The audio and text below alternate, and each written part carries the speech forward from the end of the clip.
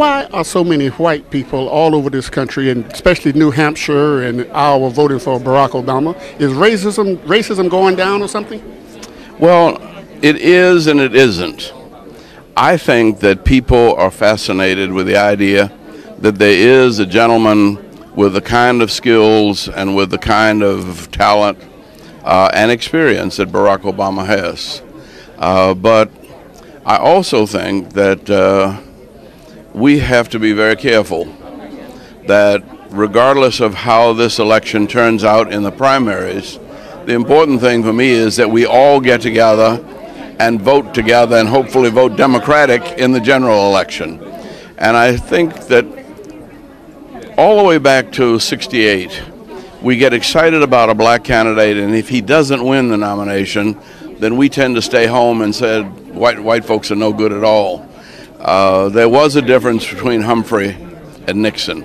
There was a big difference between Jimmy Carter and Ronald Reagan. And there was a big difference between Gerald Ford. Well, they're big differences.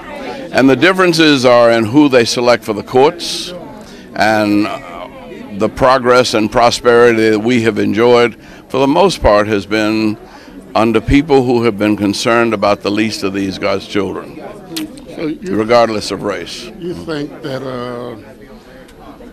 Barack whites have voted for him in Iowa? I mean, Jesse Jackson and Al Sharpton, Shirley Chisholm, they didn't get any kind of support like that. So no, but they were not in the United States Senate, and they didn't have the kind of money that he has.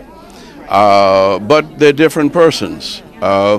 I think that this is an extremely talented and effective man, a man that I want to see president. But I right now don't see him being president of these United States, because I don't see white folks getting better, even in New Hampshire and in Wisconsin. I mean, and they're certainly not getting better down here. They won't even keep the hospital open.